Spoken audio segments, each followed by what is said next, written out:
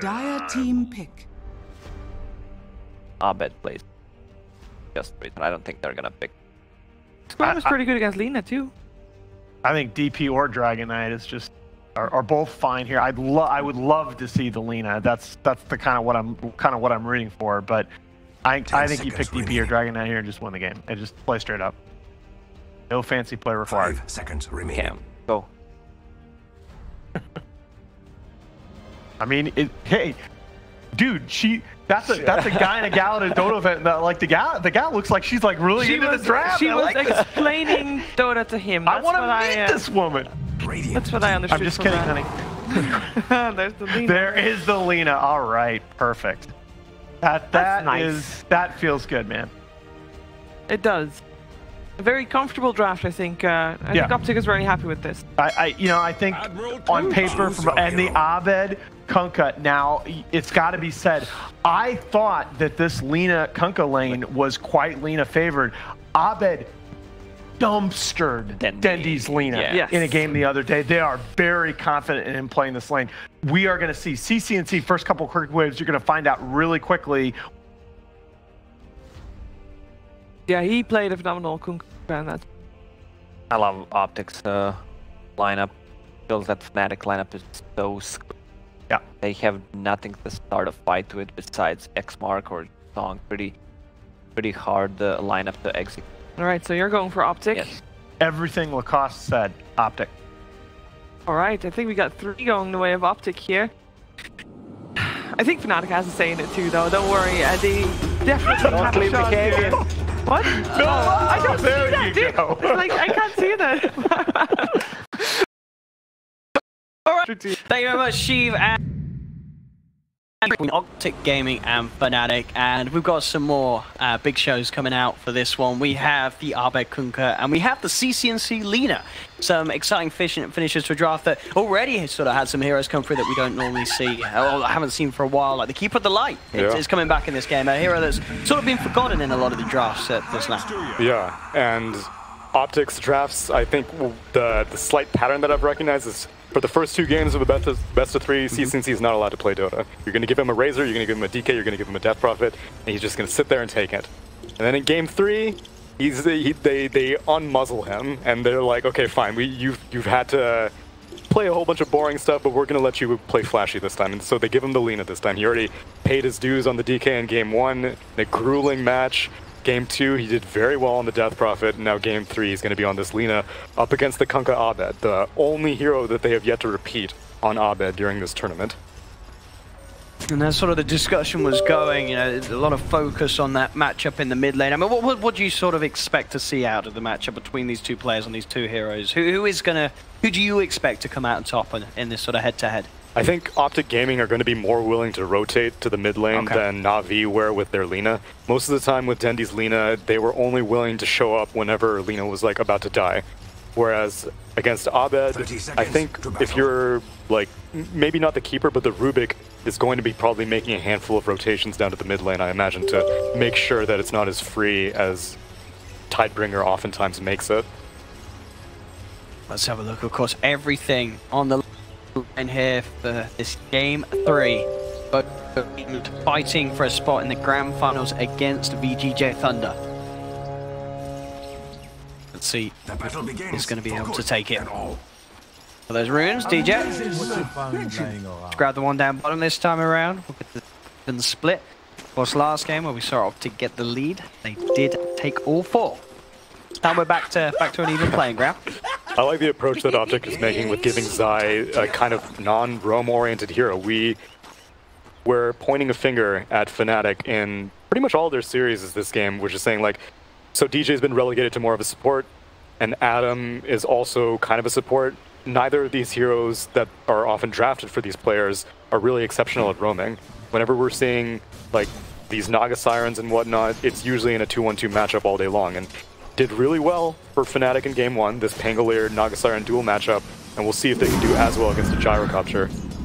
Talking about strong dual lanes, the Beastmaster Keeper of the Light. This is, according to Winter, the hardest dual lane in the game. It certainly gets pretty obnoxious once the levels are there so that 33 can continue to stack up the debuffs from the axes, continue the spam. We'll see how FNATIC can deal with that pressure. Who just popped his salve? I heard his salve. Oh, it was in the mid lane. Okay, yeah, I keep forgetting that I see your camera. Yeah, so we'll see how CCNC is able to fare here.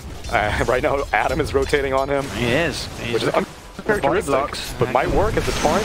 They've got the connection perfectly done there. I don't know if they'll quite be able to finish off this kill, but nonetheless, a bit of harassment onto CCNC forces him to pop his salve. We'll get a bit of space for Abed to take a little bit of control back from the creep wave, but overall CCNC coming out on top on these first few waves. You kind of need to play it in a... Your job as Lina is just to get CS. You get a few levels in your spells. I'm actually kind of surprised that he's going for points in Fiery Soul, but I'm sure he knows this matchup far better than me. But clear out the creep wave, maybe go over to the jungle, and just make sure that Kunkka can't land Tidebringers on you all day. Is going to land another 20 in the mid lane, but just for her asses. 33 zones out DJ. Quite a bit of a rundown. DJ was heading towards that middle lane. A bit of an awkward position. They chase him all the way here, and he's like, you guys want to do a gank? Because I'm in the mid lane. Well, they've got Adam leading in. And with the three of them here, they should have a pretty good job at taking CCNC down. The combo comes through. And I mean, they knew that DJ was in the neighborhood, but CCNC steps a little bit too far forward. I guess they just assumed that DJ would TP out. I guess so. But he stuck around. Solid rotation. And Hero was saying that OPTIC were going to be the ones rotating, but no, FNATIC are like, we'll take these heroes that aren't really, that we haven't been abusing as rotation heroes, and let's get some kills. Pressure on down bottom as 33 returns to the lane. Envy 10 for 4 against the 8 for 2, so still CSing pretty well despite the aggression of these dual lane with the Beastmaster and Keeper of the Light. Now Abed heading back for a quick refuel. The X mark, and even though CCNC was taken down the once, still doing okay in terms of CS against Abed's Kunkka. 18 for 3 against the 11 for 1. He does have that lead still. And both the carries are looking pretty neck and neck as well. Envy, despite being against what is supposedly like those Winter's words, not mine, but this is one of the hardest dual lanes. And I can see the potential, like you said, once Chakra Magic is up and running, which Zai has 2 points in it, and Snare on the Courier. He's trying for it there, but that protection will be enough to get it out. Not quite enough right click really on the Naga Siren to take down a Courier at this stage of the game, even with the net. PPD also there just to make sure that the Naga Siren can't get too close to his gyrocopter. By get heading over, we'll be able to make sure that they get to the 2 bounty runes from the top. OPTIC. So I actually finding a haste rune here. We'll be able to keep the distance to make sure the cold feet doesn't proc. Doesn't look like he wants to stick around and continue to man fight DJ. Head straight down towards the bottom. Gives 33 a bit of a top up in mana. Now there's another rotation coming in on the mid lane. At this time, AA is going to teleport, and Adam shows himself, gets a pretty deep in Snare. I mean, they know that they could get the tornado, but indeed he's going under the tower for this one, and PPD just TP's in. And with the help of the Rubik, CCNC is able to turn around and get the kill. I've seen Adam do this before, where he makes these overly aggressive plays underneath the tower, and that does cost him his life. Yeah, I was pretty optimistic. That's the kind of play you make if AA is like level 6 or something like that, and you can get an Ice Blast afterwards, but not at this stage of the game. It felt like either way, he was not getting out alive from that situation. No way. A very, very deep dive there from Adam. And now that points are up at Tidebringer, you see CCNC is playing very back, but that's the way it should be done. The creeps are eventually going to come to him, and that's all that really matters at the end. You're going to get CS, you're going to get experience, but you're not going to zone out Kunkka. And Adam going for another attempt. This is the most I've ever seen him move around. Let's see if he can get away with it. He knows that he's been sort of split, so back away. Can he find the opening onto CCNC? He hasn't spotted yet. Yeah, CCNC does not suspect it. But he knows that Naga Siren has not really shown up back to the top lane. It's just Universe. And Adam's now going to TP to the bot lane. See if they can kick anything off. I mean, Envy's got 3 points of rage. He's doing fairly well here. They're going to turn straight away towards 33. They've got the net into the cold feet. That'll be enough to stun 33 up and take him down. Rotation from Adam a success. Opening up this bottom lane, making sure that Envy can continue to farm. Lane CCNC getting very low. The back up here from PPD looks towards Abed. Abed tries for the X mark and the tie bring a hit, but CCNC will be able to keep the distance. Will be able to live for now. And Shrine's up top, so hit that up.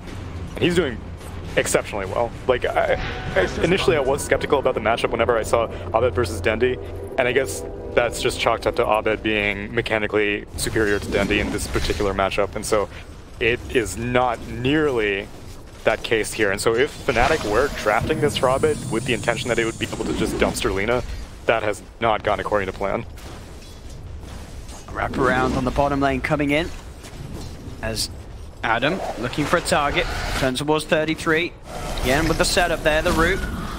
Surrounding 33, looking for those body blocks as well. Adam will make sure that Envy gets himself involved in another kill in this bottom lane. Yo, I'm super impressed with Adam this game. I don't even care that he died underneath the tower that time. This is like newbie style. It's now mid lane, Laguna Blade.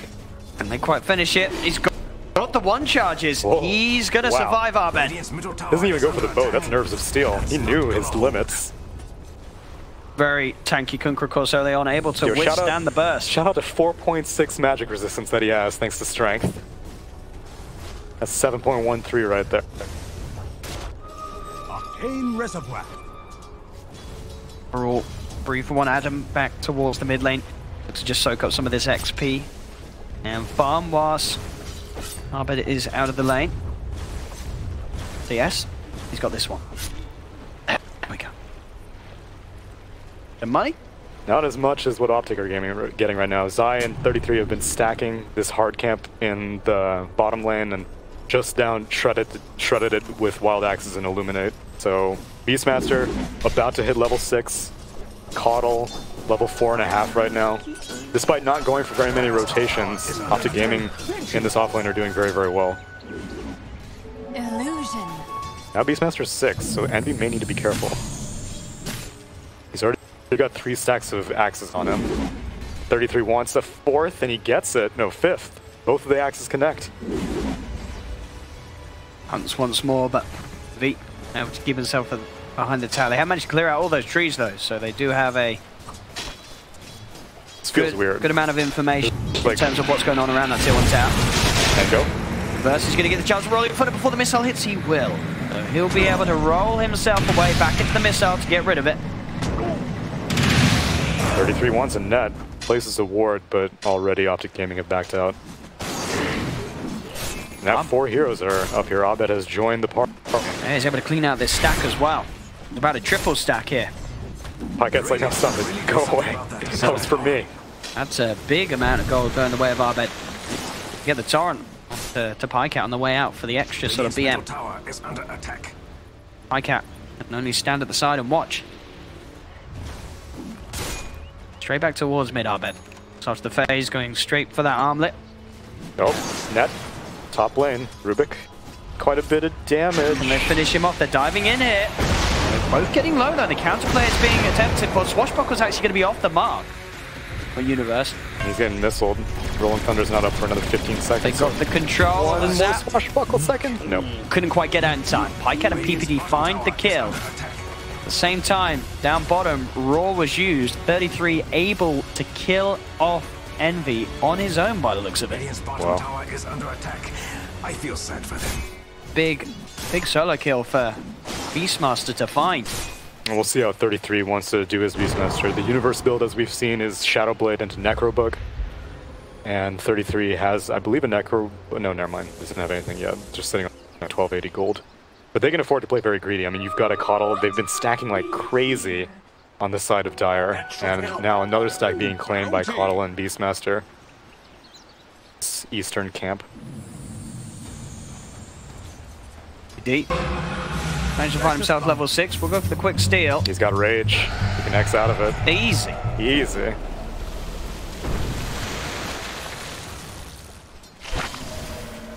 Definitely a much softer Kunkka than we've seen from previous matches from Abed. He's still working his way to that armlet. And the last time we saw this Kunkka, he went for a Halberd second item, but that was a whole bunch of different decisions. Now X comes out on 33. Yeah, they're gonna they have the boat coming in onto 33. 33 gets caught in the combo. Wants the verified, trying to keep his distance. Could he actually get himself out of this one? He's heading into the tree line with the backup. 33 is going to be able to get out of there. Goes into the trees, TP's away. The backup from OPTIC enough to make sure that they can get their Beastmaster out of that combo and back to the base, back to safety. I'm actually kind of surprised that he TP'd out. He was able to get out, and he's had Roar and Mana for the entire time. And CCNC's Lina's rotated. He has Laguna Blade ready to go, but he is pretty high net worth on this Beastmaster, to be fair. Actually, no, he's not. He's fifth lowest. Well, whatever. It's very close, Very sort of amongst the top everyone's six. tied for that placement. It's now telekinesis on the mid lane. They've got the combo perfectly down as they burst Adam. Buys out his Tranquil Boots before he dies, at least. The Universe has got his first Javelin done in the game, so we'll start to see how much of an impact he can have on this Pango. Game 1, it was pretty good. He got this good start, these early items, and was able to do quite a lot in terms of disrupting OPTIC Gaming with his rotations. Yeah, and the potential to be irritating as FNATIC this game is very high. Surprisingly, Envy is going for the Armlet build as opposed to the Radiance build, which we see so frequently. But yeah, that is a bit of a change-up. Yeah, and I guess part of the reason is because really the only person who will get affected by the Radiance burn is going to be the Gyrocopter. Lina's range is probably a little bit too high that she won't get burned, but even like the Solar Crest would, I mean, I don't know. I mean, one of the reasons why I think the Armlet could be so good for the life steal of this game is because you are playing with a Kunkka in your lineup. So if you get a Blink Dagger, you are going to get that Rumba. You are, that's so true. There's that extra sort of chance to play around with the Armlet, which is going to be super good against sort of the magical burst that... But at the same time, whenever you have the Rum buff and being able to survive for so long with Radiance Burn is valuable, as now PBD gets X'd up, does not have Rage anymore, gets killed by the boat, and meanwhile, or not yet, gets killed by Tidebringer, and meanwhile the bot lane invasion. Yeah, TPs are coming in to try and back up Envy. Can they kill Envy in time? They have the Roar, OPTIC claim one, but now look at the counterplay. They'll get out the Ice Blast. DJ onto Pycat. Pycat's picked up a couple. He's trying to get himself away, but here comes Universe rolling in. Has the Rolling Thunder, the Shield Crash as well. They'll take down Pycat. 33 will actually be able to cut down DJ as well on the back of it, but Ahmed, he's got the control. Brings him in. He does have the double damage. He's affected by the blinding light for now. So can't go for the punch. Oh, he does it with style. Very well played. Abed waits for the blinding light debuff to time out and then looks for the creep, cleaves off of it with that double damage rune, and finishes off the Beastmaster. Very nice indeed. But Lina wants to get recalled in. Abed is still farming here. Ooh, that Unelect as well. Popping him back into the range of PPD. They've got the chain stun. Have they got enough? It certainly looks to be that they have, as they will punish Abed. Quick heads-up play from Zai, bringing CCNC into the lane and getting that counter kill onto Abed. And now another recall. They bring Pycat into this bot lane after he respawns, and they're going to be able to just claim a tower off of this, most likely. Beastmaster is still back at the base, and Spirit Form has timed out now, so instead 33 is going to head over to the mid lane, which has been claimed. CCNC is just going to solo bot. FNATIC are smoked. Let's see if they can close the gap. Pycat with the juicy kill. They were able to kill him after he overextended down bottom before. And they get the catch on him again. He's already backing away, Adam. They've got Song. Can look for the setup onto 33. It is a pretty beefy Beastmaster, but probably not beefy enough to deal with this amount of heroes surrounding it. 5 heroes collapse onto 33. The Radiant's bottom tower has seen better days. Are able to catch out the Beastmaster. And it doesn't look like Kunkka's going to go Blink. Instead, he's going to go Crit. So Envy and this Armlet are going to have to find kills by themselves or jumping into Pangolier, which I actually don't think I've seen the before. Pango. Yeah, you're at Pango. In theory, it sounds great. Incredibly mobile. That's not good for the Radiant.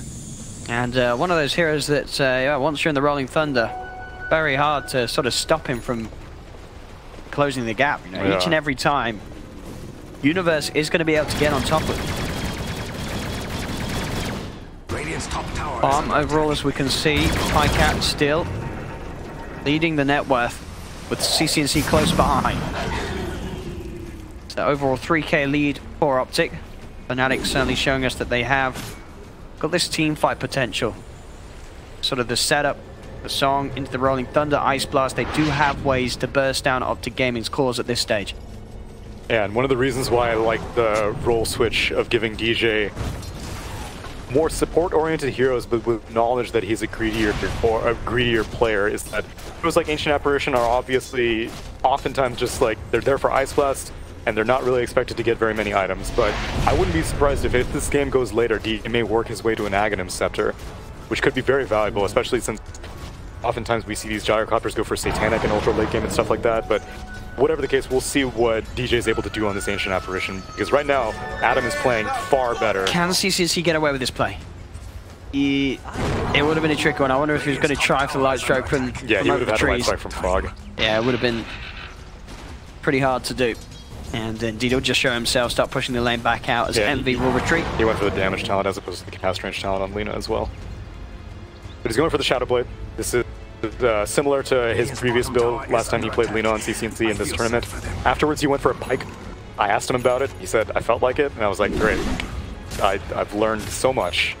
So we'll see what he goes for this time. But I do think it's best interest to go right-click oriented, especially seeing as how Envy is not going to be going for that Solar Crest build. So all the right-clicks from Lina, we've seen Lina's turn into very, very potent right-click late-game situation physical damage dealers. Oh man, and Rubik steals X. That's actually a super value on PPD. Radiant's top tower is under attack.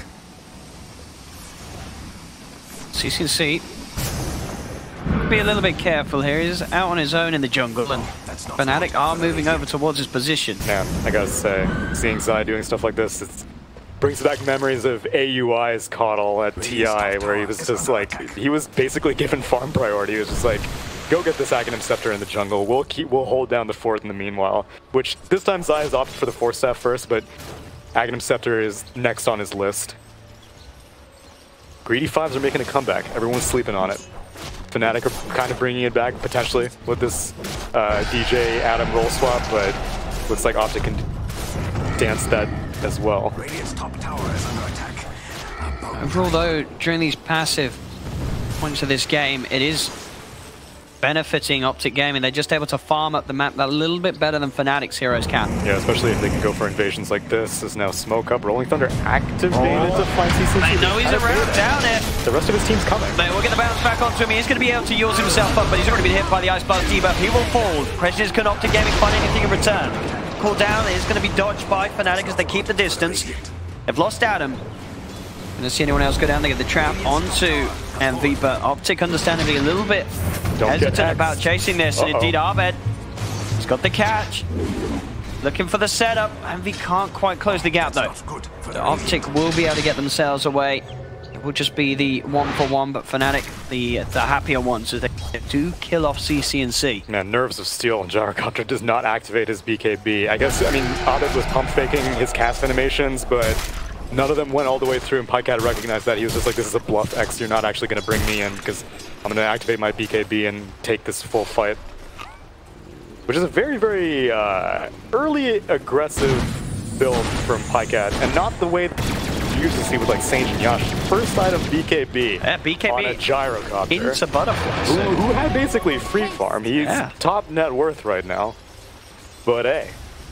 I mean, if he gets a good time, I mean, at this pace he will as well. He's going to get a good time on the Butterfly. CCNC is able to find DJ with that haste rune ahead straight into the jungle of FNATIC and has the combo. But he's on track to get this very quick BKB into Butterfly timing. Yeah, and there's no way that the Lifestealer is going to be able to work his way to an MKB, and Kunkka can kind of play around it. He can just cleave off creeps, and that's guaranteed to be able to make contact off of an evasion target. But, oh yeah, and Kunkka ends up going for the Shadow Blade as opposed to the initial data list that he had queued up after the Armlet. And he's hunting right now with that Shadow Blade in the top lane. Bottom lane, CCNC is pushing in with the backup of 33. An extra bit of an attack speed, helping them bring this tier 2 tower down incredibly low. TP's in from FNATIC. They're going to see if they can catch anyone out here. CCNC and 33 just a little too speedy. They also do have the rest of the side around. OPTIC, their entire team inside the jungle of FNATIC at the moment. Yeah, but it looks like they want to push. And looks like Pikeat did change his build. Didn't go for the straight Butterfly. He managed to get money for the SMY. He's just bought the Sanjin Yasha straight up. So wanting to add a little bit extra to the skirmish just that little bit sooner than rather than going for the big items on the side. They've caught out DJ, and that's going to mean no threat of an Ice Blast for 30 seconds. They can keep this push going down bottom. They will pick up that tier 2 tower 20 minutes in. OPTIC Gaming continuing to grow this lead. And on the topic of item builds, 33 did go for the Dominator plus Medallion, so they're going to be able to get a very early Roche if they find an opening to do so. Zai, about 1,000 gold away from having that completed Aghanims on the Keeper of the Light, and that is when we are really going to see this sort of push, this self-sustain that OPTIC have really step up. Having that huge heal to provide the backup needed to really go ham with this SMY BKB. Very good timing on the gyrocopter that Pika has achieved. I guess part of the advantage of going for the BKB early, I still don't know about first, but going it early and then getting a Saint Yasha early, these are a lot of strength items. It means that there's a lot more HP that Caudle has to heal once the Aghanim Scepter is completed. So you can just stand and deliver for a very, very long time. You don't need to go all in on Agi items damage, but instead just rely on daytime pushes with the heals from the Illuminate. V with his build, Armlet, SY, and into the Desolator will be his next pickup that he'll look towards. Smoke up on OPTIC. CCNC has completed his Shadow Blade. 33 is leading the charge if they can find Envy. Ooh, if they can get their Roar to open things up, Envy's going to be in a lot of trouble. There's the Roar. They'll have the chain stun as they burst down Envy, wiping him off the map. Quick movement. As you said, these Shadow Blades from OPTIC Gaming are going to make any sort of split push like this very hard for FNATIC's cores to make. Particularly when there is that Primal Roar available. Is all alone in the world. Universe has just like not been doing anything for a very, very long time. He's had a lot slower game for ages. And really, it was just that one Rolling Thunder down bot. Is now Abed. Going to get chased down. He does have the X-Mark and Torrent onto Pycat to slow him down a little bit, but Pycat still going to come forward with the cooldown. No protection. So yeah, the Shadow Blade enough to keep Abed safe, and is still very much tanky on Kunkka. Universe. I mean, yeah, despite not showing up, manages to complete a Lotus Orb. Yeah, I mean, he's still finding the farm, Universe. But certainly for sure, as we can see, none of the cores really getting too far behind. Everyone within sort of a few thousand of one another, apart from Pycat. Just a little bit ahead of the gyro. The PPD Kanya. Sure. But of course with Zai. Yeah, no, Zai's in the rich This was the plan, yeah. Zai is... He's the top 1% right now. He is very farmed. He's right in sort of the bracket of the offlaners on his Keeper of the Light, the money that he has. And it'll eventually trickle down to PPD, which, I mean, even PPD is like way more farm than he generally is at this stage. But now Zai has completed the Aghanim Scepter on this Keeper of the Light. It's going to be daytime in 20 seconds, which means find a pick. And if you find a pick, then immediately go to Roche. Otherwise, you can just kind of smoke up if you don't find a pick. Regardless, Roche is going to be the next main objective for OPTIC Gaming. And FNATIC, they do have good ways of fighting around the Pinnacle. They have the Song, Ice Blast, Rolling Thunder, the combo from Kunkka. Lots of ways to sort of get in. Right, which is why ideally a pick is the first thing for OPTIC to do, and they're going to smoke up. I think, yeah, both teams are going to be happy taking a 5 for 5 as long as they're the side that gets the lead in. We'll see who gets the jump first. It's going to be PPD showing a miss. Straight away, Universe is in with the Rolling Thunder. That's going to be the Rubik down. So OPTIC down a member. Universe. No blink for 7 seconds on Universe. He used it to nail the Rubik. The Hawk inside of the pit, 33, getting the vision for OPTIC Gaming. Is just the one hero down. And Rolling Thunder's down 40 seconds now as a result. Though Boat is still available, and Song is still available, and those are the main cooldowns that can't spend unless if you're willing to contest the Roche. Look at that dragon. Oh, look at those textures. High definition right there. 4K. Make sure you got your 4K displays on at home, boys and girls. I got my 4K MMRs on. Aha. Again, this is the kind of thing you do if you have a Radiance on Lifestealer, but he's chilling. They're toying he knows around he can't get roared inside of a dragon, so might as well find information on like an expendable target. Abed will quickly head back to refuel on the map. But they can't set up anything. They can't really kill that dragon. No, they cannot. They're going to smoke up OPTIC. Whoa. Oh. I mean, they're locking this thing down. Yeah, managed to kill the dragon. MV Gets roared, so they have to control to kill him off the rage. He's raged for the time being, and Adam's going to look to try and turn. BKB's popped by Pycat. But he's kicking out the damage. Adam's going to get taken down. Pycat's still alive as Zai's there with a blinding light, knocking back FNATIC. Envy trying to run with the armor toggling. He can keep himself alive for now. He's still on a retreat. He'll turn inside of the Hellbear Smasher. He eats that tomato, gets himself back up to a good amount of health, so he'll be able to continue to run away. Zai. He has a gem. Does manage to find Arbit there with the mana leak. CCNC closing the gap. The Shadow Blade gets the stun off. That'll be a second down. Optic taking 2. And what a freaking illuminate by Zai, priming that up. Otherwise, Pycat was dead to rights. That song timing was great from Adam, locking everyone on Optic Gaming out. Pycat was the only spell immune target. He was standing and got ensnared, but then Zai's illuminate comes in, heals him up, does a ton of damage to FNATIC, and now an Ice Blast coming in, but you don't have Kunkka right now. You can buy back though, but this is going down so quickly. They can't get her in time. This is going to be a free rotation of free Ages for Optic off the back of getting those kills. An 11k gold lead now for Optic, getting very sizably in their favor at just 26 minutes in. With both Pycat and CCNC scaling up to be very scary cause at this stage compared to what FNATIC can offer. Yeah, Pycat already has the Eagle song completed, working his way to that butterfly, and you already see MKB in the works, and he's quick back because he knows what's coming, and he knows that he has to deal damage. Dire's top tower is under attack. Have got that Aegis, but looks like they are going to play it careful, making sure that they can have the side lanes pushed in as well. Worth noting that we are 27 minutes in and Optic are still, well, okay, as I say, they finally lose the tower. But that is the first one tower going down on their half of the map in 27 minutes. FNATIC have just, I mean, they've not really got the lineup to push early towers, but we're certainly seeing that. Like, I credit a lot of this to the 33 Zai lane, where Beastmaster was constantly pressuring the Lifestealer. Zai was able to get a lot of farm while stacking a bunch of camps on the eastern half of the map. And as a result, like, the tier 1 tower bot was never threatened. CCNC did an exceptional job in the mid lane versus Abed, so Abed can't really push.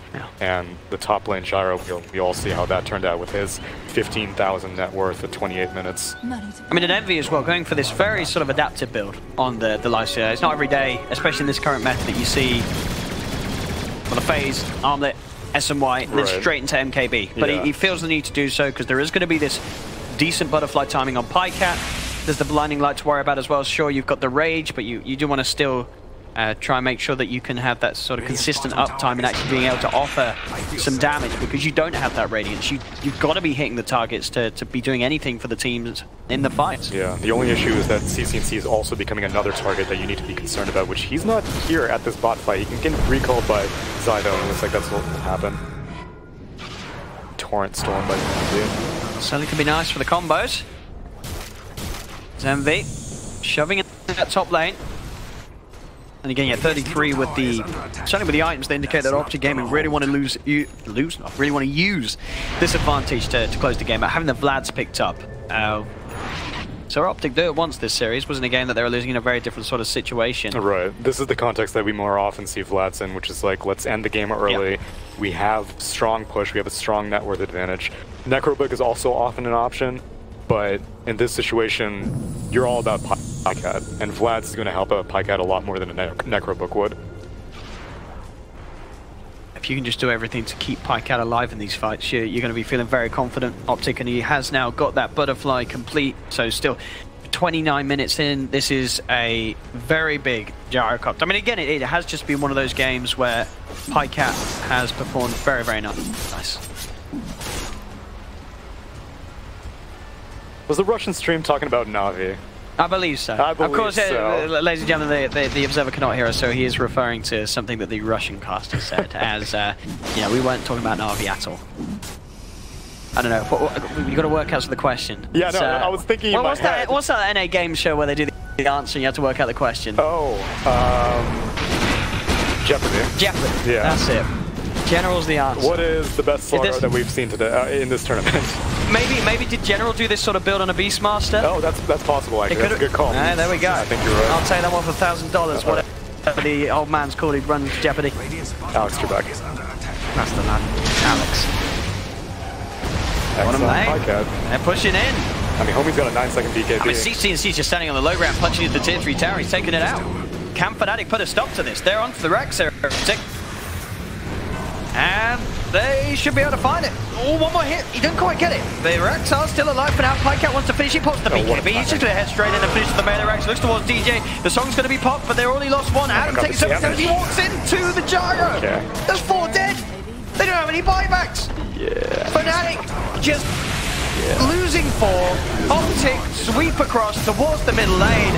They just didn't have an answer at all to that push. They couldn't do anything, and GG well played is called. FNATIC are out, and OPTIC Gaming winning the series and moving on to the grand finals to face up against VGJ Thunder. They really did clean up their performances here in Game 2 and Game 3. OPTIC. Look at that smirk on Quinn. He's happy. He's very happy. He's happy. It's not pizza tonight for that boy.